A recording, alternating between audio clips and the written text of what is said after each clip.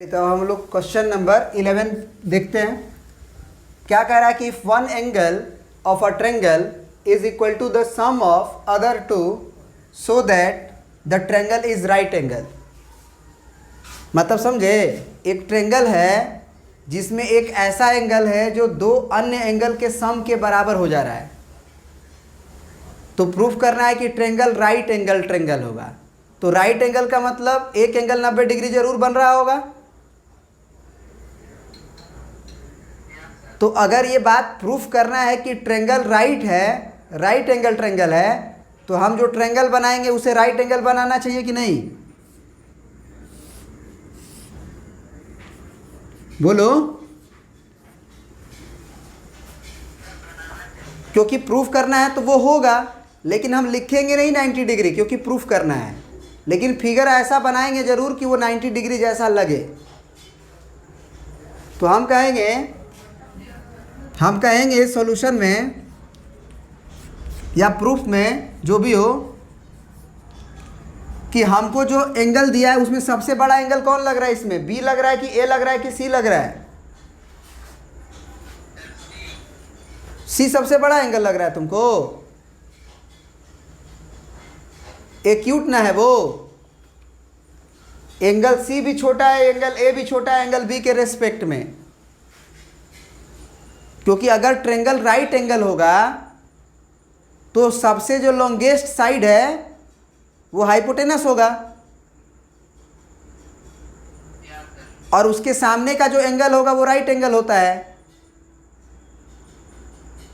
तो सबसे जो लॉन्गेस्ट साइड होता है उसके सामने का एंगल भी लॉन्गेस्ट होता है, बड़ा होता है। जो साइड बड़ा होगा उसके सामने का साइड भी बड़ा होता है। तो हाइपोटेनस के सामने का सामने का एंगल बड़ा होगा क्योंकि हाइपोटेनस सबसे बड़ा होता है। तो अकॉर्डिंग टू द क्वेश्चन लिखेंगे, according to the question given कि एक एंगल यानी कि बी एंगल दो एंगल के सम के बराबर है। Angle A plus angle C के बराबर है कि नहीं? अब जरा बताओ कि एक बात तो हम बचपन से जानते हैं, we know that angle A plus angle B plus angle C बराबर 180 डिग्री। अब जरा बताओ कि ए प्लस सी को अगर एक साथ कर दें, angle A plus angle C को, आप बी को रहने देते हैं, तो ये क्या हो जाएगा हमारा? Angle A plus angle C क्या हो जाएगा? एंगल बी, फिर एंगल बी बराबर 180 degree. Angle B 2 of angle B. तो अब बताओ एंगल बी कितना आ जाएगा? 180 डिग्री डिवाइडेड बाई 2। तो क्या एंगल बी 90 डिग्री आ गया? वैसे भी देखो कि अगर तीनों एंगल का सम अगर 180 डिग्री है और दो गो एंगल को जोड़ रहे हैं तो 90 डिग्री हो रहा है, तो तीसरा तो 90 ही ना बचेगा, क्योंकि 180 डिग्री पूरना चाहिए। तो वो तो वैसे भी क्लियर है कि दो गो एंगल अगर 90 जोड़ उसका 90 हो गया तो तीसरा का तो 90 होना ही पड़ेगा। वैसे इसमें ये दिया था कि एक एंगल जो है वो इन दोनों एंगल के सम के बराबर है। ये नहीं दिया था कि इन दो एंगल का सम अगर 90 डिग्री है तो प्रूफ करो कि वो राइट एंगल ट्रायंगल होगा। लेकिन अब तुम खुद सोचो ना अपने कॉमन सेंस से कि ये 90 डिग्री है तो इन दोनों का सम तो 90 डिग्री होगा ही ना, क्योंकि तीनों एंगल का सम 180 डिग्री होना चाहिए।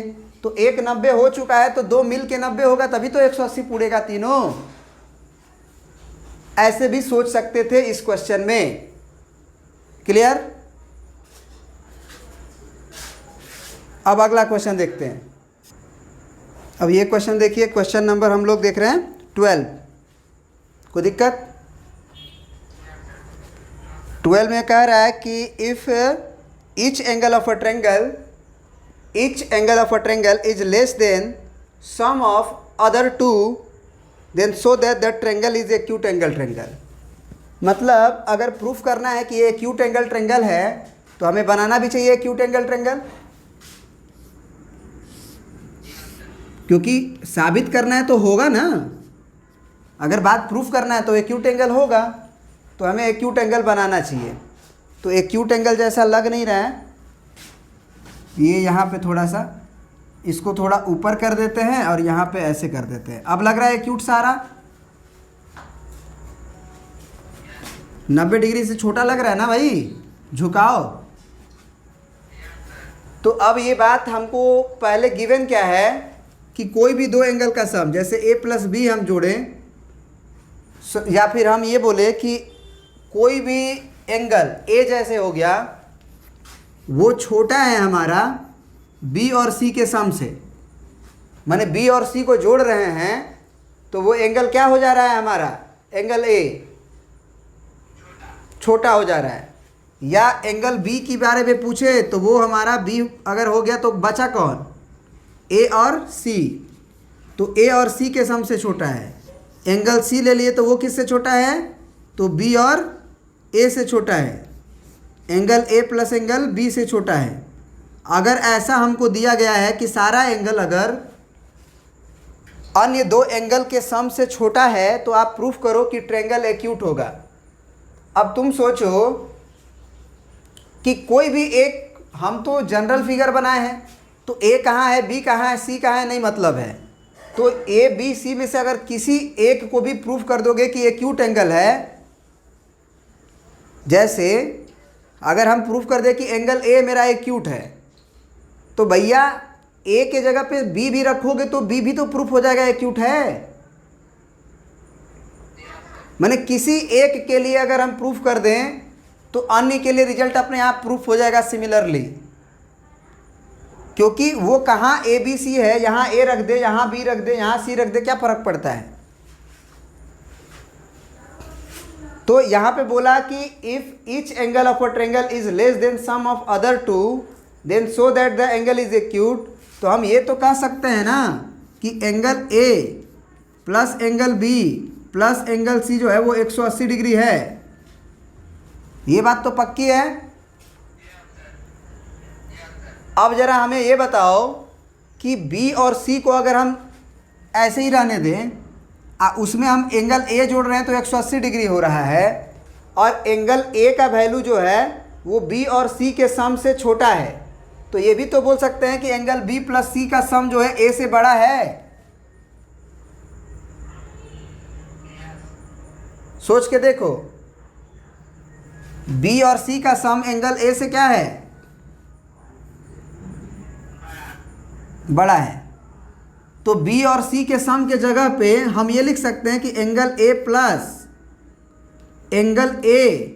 प्लस समथिंग कुछ, या फिर ये बोल सकते हैं, सुनो सुनो बहुत मज़ेदार कॉन्सेप्ट, ये भी तो बोल सकते हैं कि अगर बी प्लस सी के जगह पे अगर एंगल ए केवल रखेंगे तो बी प्लस सी जो है वो ए से क्या है, बड़ा है ना।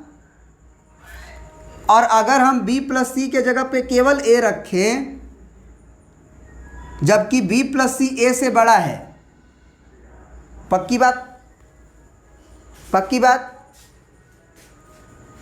b प्लस सी का वैल्यू बड़ा है एंगल a से, तो अगर हम b प्लस सी के जगह पे a रख दे तो वो छोटा ना हो जाएगा। नहीं समझे बात को। एंगल ए में कुछ जोड़ेंगे तब ना बी प्लस सी के बराबर होगा। तो हम जोड़ नहीं रहे हैं, डायरेक्ट एंगल ए ही रख रहे हैं, क्योंकि बी प्लस सी जो है वो एंगल ए से बड़ा है। तो अगर एंगल बी प्लस सी में कुछ जोड़ेंगे, जैसे एक्स जोड़ेंगे, तब जाके वो ए एंगल पूरेगा। सॉरी एंगल ए में यदि हम x जोड़ेंगे तब जो है वो b प्लस सी के बराबर होगा, क्योंकि b प्लस सी ए से बड़ा था। तो a से बड़ा था अगर ये वाली क्वांटिटी, हम बराबर लिखे हैं b प्लस सी को a के बराबर, तो a में कुछ जोड़ेंगे तब ना वो होगा b प्लस सी के बराबर। तो अगर b प्लस सी के जगह पे हम केवल a रखें, x को जोड़ के ना लिखें, तो निश्चित रूप से जितना पहले ई आता उससे ये कम हो जाएगा। क्योंकि बी प्लस सी का वैल्यू थोड़ी ए रखे हैं, उससे छोटा वैल्यू रखे हैं ना।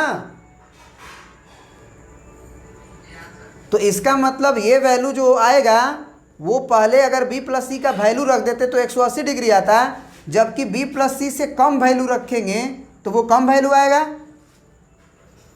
तो 2 ऑफ एंगल ए का वैल्यू छोटा हो जाएगा 180 डिग्री से।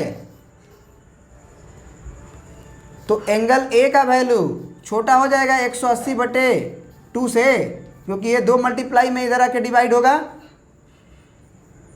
तो ये कट के 90 डिग्री आया। तो एंगल ए का वैल्यू छोटा आ गया ना 90 डिग्री से। तो इसका मतलब एंगल ए एक्यूट था कि नहीं था?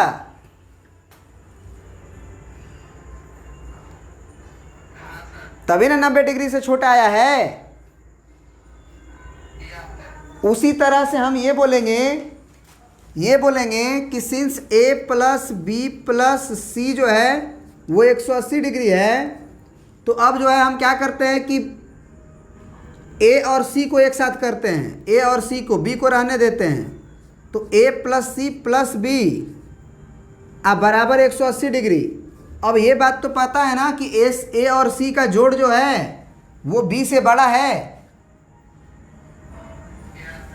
तो अगर देखो ध्यान से, ए और सी की तरफ खुला हुआ मुंह है बी से, तो अगर एंगल ए प्लस सी के जगह पे एंगल बी रखेंगे तो ए प्लस सी बड़ा था एंगल बी से, हम केवल बी ही रख रहे हैं, तो निश्चित रूप से ये जो एंगल आएगा नया वाला, पहले जोड़ने के बाद 180 आ रहा था, तो अगर कम वैल्यू लिखोगे ए और सी के जगह पे तो ये भी 180 से कम होगा। तो इसी तरह से 2 ऑफ एंगल बी जो है वो कितना हो गया? 180 डिग्री से छोटा, क्योंकि बी जोड़ेंगे तो 2b। तो एंगल बी जो हो गया वो छोटा हो गया ना 90 डिग्री से फिर से। तो एंगल ए भी 90 डिग्री से छोटा, एंगल बी भी 90 डिग्री से छोटा। अब सी पे आते हैं, अब हम कहते हैं फिर से अगेन ए प्लस बी प्लस सी का वैल्यू हमारे क्या दिया हुआ है? 180 डिग्री।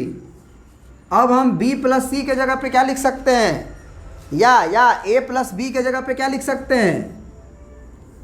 एंगल सी लिख सकते हैं ए प्लस बी के जगह पे।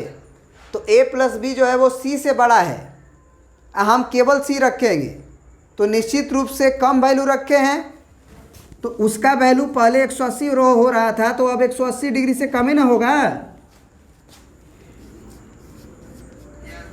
तो 2 ऑफ एंगल 180 डिग्री छोटा हो जाएगा 180 से, तो एंगल सी भी छोटा हो जाएगा 90 डिग्री से।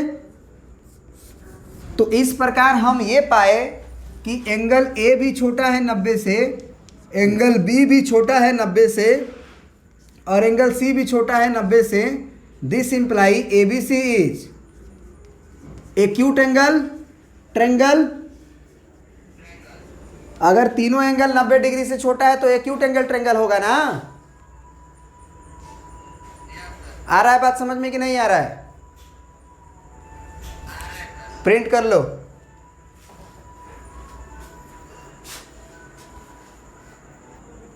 चलिए नेक्स्ट क्वेश्चन देखते हैं हम लोग। क्वेश्चन नंबर 13 कह रहा है कि if one angle of a triangle is greater than the sum of other two, माने कि एक ट्रेंगल है जिसमें एक एंगल जो है वो अन्य 2 एंगल से अगर बड़ा आ गया, एक एंगल जो है वो 2 अन्य एंगल के सम से बड़ा आ गया, देन आप प्रूफ करो सो that the triangle is obtuse angle. तो अगर आपको प्रूफ करना है कि ट्रेंगल ऑब्ट्यूज है तो आप बनाइए ऑब्ट्यूज, क्योंकि साबित करना है तो होगा ना, होगा। तो ऑब्ट्यूज बना दो आप, एक एंगल 90 डिग्री से ज़्यादा, ये वाला, इसको मिला देते हैं, इसको ए बोल देते हैं, इसको बी बोल देते हैं, इसको सी बोल देते हैं। आपको भी मालूम है कि एंगल बी जो है वो ऑब्ट्यूज है। तो according to the situation and figure अपने कॉमन सेंस से भी बोलेंगे कि हमें क्या गिवन है, angle B is greater than angle A plus angle C. क्यों बी को ही क्यों बोले कि वो बड़ा है एंगल ए और एंगल सी के सम से? क्यों बोले ऐसा? क्योंकि तुम खुद से सोच के देखो, खुद से सोच के देखो, क्या एंगल ए बी और सी से बड़ा हो सकता है? ये तो खुद एक्यूट है, ये खुद एक्यूट है। तो जो बड़ा है, जो सबसे बड़ा लग रहा है वही ना अगर होगा भी तो उन दोनों के सम से बड़ा निकलेगा। अब कहोगे कि एंगल ए बी और सी के सम से बड़ा है, वो कैसे हो सकता है? ये खुद एक्यूट है। नहीं, उसी तरह एंगल सी खुद ही एक्यूट है, तो इन दोनों के सम के से बड़ा थोड़ी निकल जाएगा। अगर बड़ा होगा भी तो एंगल बी ही होगा। तो according to this situation and the figure, हम ये कह सकते हैं कि एंगल बी जो है वो ए और सी से बड़ा है, क्योंकि बोला है कि one angle of a triangle is greater than the sum of other two, so that the triangle is obtuse angle. अगर ऐसा है तो प्रूफ करो कि ट्रायंगल ऑब्ट्यूज है। कर लेते हैं प्रूफ। हम तो यही ना बस पढ़े हुए हैं कि तीनों एंगल को जोड़ेंगे तो 180 होगा। ठीक है, जोड़ लेते हैं। अब जरा बताओ हमें कि a प्लस सी के स्थान पे, एक साथ पहले कर लो, a प्लस सी अब प्लस एंगल b कर लो बराबर 180, है ना, कॉम्यूटेटिव लॉ। इसको इधर से जोड़ो चाहे उसको पहले जोड़ो, कोई फ़र्क नहीं पड़ता है। एसोसिएटिव लॉ, कोई भी जोड़ में हम किसी को पहले किसी को बाद में जोड़े, कोई फ़र्क नहीं पड़ता है। अब a और c जो है उसके स्थान पे अगर हम b लिखेंगे तो तुम अपने मन से सोच के देखो क्या होगा। a प्लस सी जो है वो छोटा है b से, क्योंकि दबा हुआ मुंह है, b ना बड़ा है a प्लस सी से, तो उल्टा होगा ना कि b अगर बड़ा है a प्लस सी से तो a प्लस सी छोटा होगा b से। तो इसका मतलब ये हुआ कि a प्लस सी के जगह पे दबा हुआ मुंह है और एंगल b के तरफ खुला हुआ मुंह है, मतलब a प्लस सी जो है वो छोटा है एंगल b से। तो अगर छोटा है a plus C angle b से और तुम a प्लस सी के जगह पे एंगल b रख दोगे तो निश्चित रूप से ये 180 डिग्री से बढ़ जाएगा। क्यों?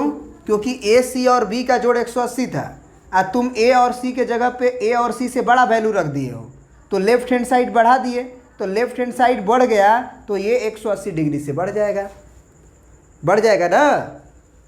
फिर से देखो क्या बोले, a प्लस सी का वैल्यू तुम b लिखे हो, जबकि a प्लस सी और प्लस b का सम 180 हो रहा है, तो a प्लस सी के जगह पे a प्लस सी से बड़ा वैल्यू रखे हो, तो क्योंकि a प्लस सी छोटा था b से। आज यदि तुम a प्लस सी के जगह पे b रख दिए तो ये कन्फर्म हो गया कि a प्लस सी से बड़ा वैल्यू रखे हो। तो जब ये बड़ा वैल्यू रख दिए तो इसको जोड़ोगे तो लेफ्ट हैंड साइड पहले 180 के बराबर था, तो अब जो है बड़ा वैल्यू रखोगे तो लेफ्ट हैंड साइड 180 डिग्री से बढ़ जाएगा। कितना आसान है, समझना है कि नहीं? तो अब 2 ऑफ एंगल बी कितना हो जाएगा? 180 डिग्री से बड़ा हो जाएगा। तो एंगल बी का वैल्यू बड़ा हो जाएगा, 2 को उधर भेजेंगे तो 180 बटे में 2 तो 90 कट के आएगा। तो इसका मतलब एंगल बी जो है वो बड़ा हो गया 90 डिग्री से। तो यही तो प्रूफ करना था कि एक एंगल को प्रूफ कर देंगे अगर 90 डिग्री से ज़्यादा तो प्रूफ हो गया। एक ट्रायंगल में एक से अधिक 90 डिग्री भी नहीं होता है ना, एक से अधिक ऑब्ट्यूज होता है, याद रखना। एक ही होगा ऑब्ट्यूज होगा, क्योंकि तीनों एंगल का सम 180 होता है। 2 ही को 90 हो जाएगा तो तीसरा एंगल तो बचा ही नहीं, तो ट्रायंगल बनेगा ही नहीं। एक 90 हुआ और दूसरा अगर तिरछा नहीं करके सीधा खड़ा करोगे 90 बनाओगे तो ये ट्रायंगल नहीं बन के क्वाड्रिलेटरल बन जाएगा। तो इसको ट्रायंगल बनाने के लिए ये जो 3 साइड है, पहला साइड, दूसरा साइड, तीसरा साइड, तो तीसरा साइड को झुकना पड़ेगा, तो ये अपने आप एक्यूट बन जाता है। तो 2 को 90 डिग्री ही नहीं बन सकता है, तो 2 को 90 डिग्री से ज़्यादा कैसे बन सकता है? तो इसीलिए ये भी याद रखना कि एंगल भी अगर 90 डिग्री आ गया, hence triangle is obtuse angle, obtuse angled, proved. ठीक है, आई होप कि तुम्हें समझ में आया होगा। सारा वीडियोस प्लेलिस्ट में मिल जाएगा, यूट्यूब में जाओ, कोई भी क्लास का हर एक टॉपिक का प्लेलिस्ट में तुमको जाओगे, सीरियल वाइज RS अग्रवाल का वीडियोस मिल जाएगा, जाके देखो, मौज करो।